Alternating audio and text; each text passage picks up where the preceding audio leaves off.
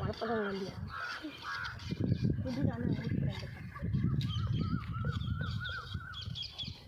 வளர்த்துடுங்க.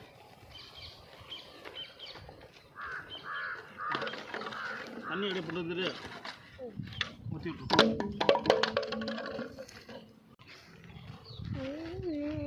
ஒரு வாட்டுக்கு தண்ணி எடுங்கடா பெருசா.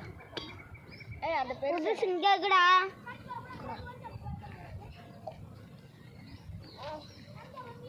எது பல்லாமல் பார்த்ததுக்கு தண்ணி ஊற்றி விட்டுருங்க.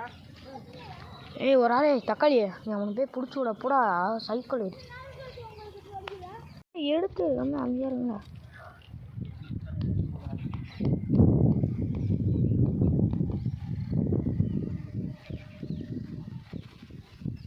ஒரு பாடு உண்டு போயிடுச்சு. கருப்பு கலர் இந்த 2 வாட்டர்களே தண்ணி பிடிச்சிட்டோம். ஒன்று குடுறானா அது குடு அது குடுறா 2 அங்கே போடா. தண்ணி பிடிச்சிடும்.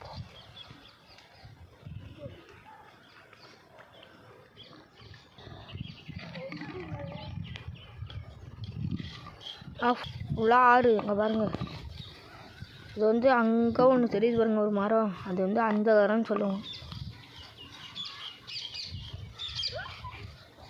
நம்ம ஊர் வந்து இங்கிட்டு இருக்கு.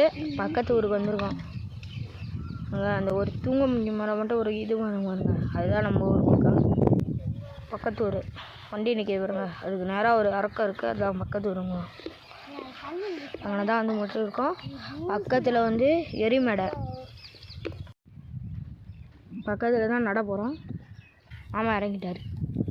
அங்கே தான் எங்கே போகிறோம். அங்கே பாருங்க, செம்ம பெரிய குழி. மண் செரிமானால மழை பஞ்சு தண்ணி அப்படியே போகும்போது மண்ணை அரிச்சிட்டு போயிடுது. இதனால் என்னன்னு பார்த்தீங்கன்னா, இதுதான் கரை. இது கரை. இது வந்து கொள்ளிடம் ஆறு. அப்போ தண்ணி வேகமாக போகும் பொழுது அப்படியே மண்ணை அரிச்சிட்டு கிழக்க போயிடும். அப்போ அந்த கரையும் அப்படியே கரைஞ்சிரும். அப்படியே தெருவுக்குள்ளே தண்ணி வர்றதுக்கான வாய்ப்பு இருக்குது. இதுக்கு தான் அந்த காலத்தில் ரோட்டு ஓரங்களில் மரம் வளர்த்துருந்தாங்க. அந்த சூழலில் தான் வேறு குப்பை அது இல்லாமல் அதிகமாக இருக்கும் மக்களே. மாமா அதெல்லாம் கலெக்ட் பண்ணி நம்மளுக்கு தண்ணி பிடிக்க உதவி செய்கிறாரு. நம்பிங்களா டக்குன்னு வாங்களே. பாருங்க எவ்வளோ எப்படி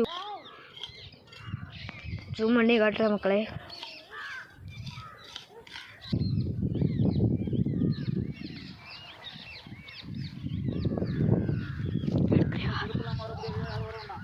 சரிங்கம்மா.